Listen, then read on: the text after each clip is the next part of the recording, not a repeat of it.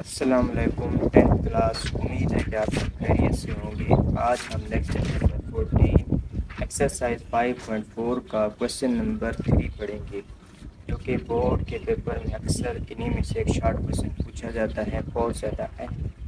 तो इनमें देखेंगे क्वेश्चन नंबर 3 में फाइंड ए एंड बी।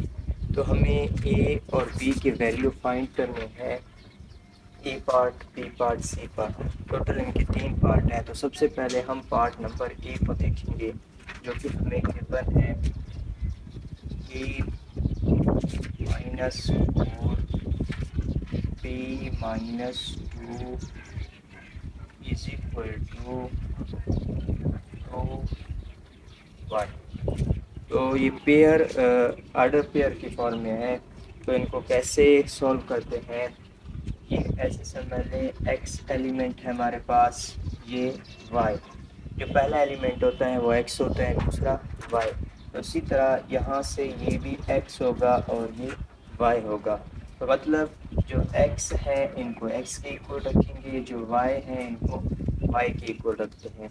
तो अब देखेंगे कैसे बनेगा इक्वेशन।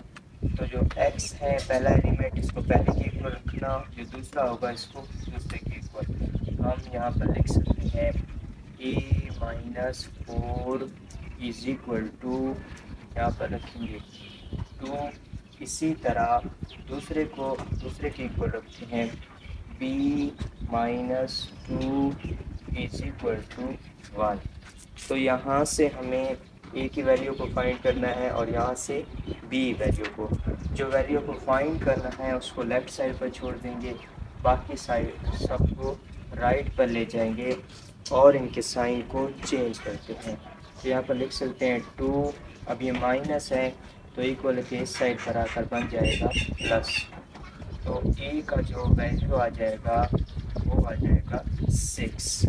इसी तरह हमें बी फाइंड करना है, बी को लेफ़्ट साइड पर छोड़ देंगे, बाकी जितने भी वैल्यू हैं उनको राइट पर ले जाएंगे, साइन चेंज कर देंगे। माइनस है तो इस साइड पर आकर प्लस बन जाएगा, बी इज इक्वल टू 3।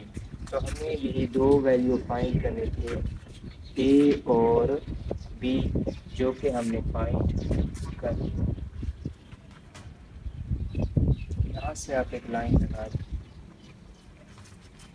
तो अब इसी तरह अब इसके हम नेक्स्ट पार्ट को देखेंगे, बी पार्ट।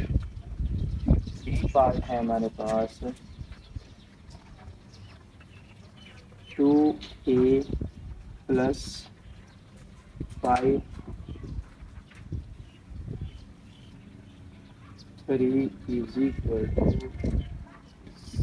7 3 -4। तो यहाँ पर हमें इक्वेशन गिवन है और ए बी की वैल्यू फाइंड करने हैं। तो वही मेथड, इनको हम लेट करते हैं, ये x है, ये y, इसी तरह ये x, ये y।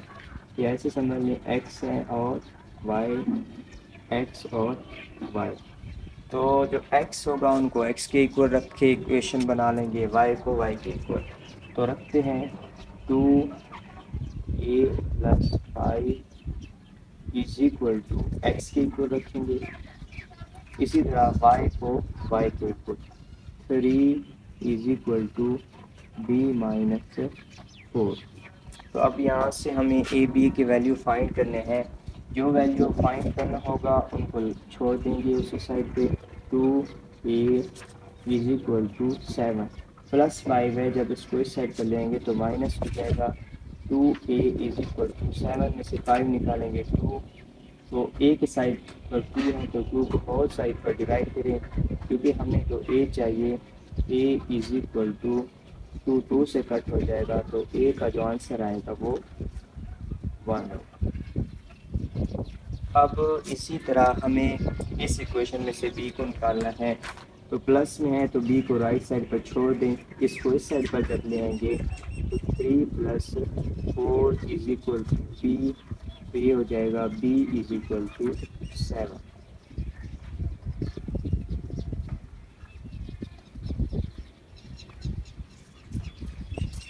अब इसी तरह इसके लास्ट पार्ट देखेंगे, सी पार्ट देखेंगे, इसको कैसे हम सॉल्व करते हैं।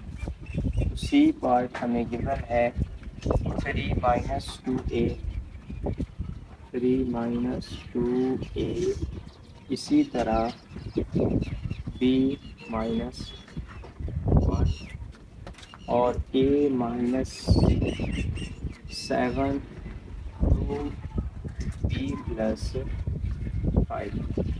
तो यहाँ से हमें ए बी के वैल्यू को फाइंड करने हैं। सेम वही मेथड है, इसको लेट करेंगे एक्स वाई एक्स वाई, ये लिखने की ज़रूरत नहीं है।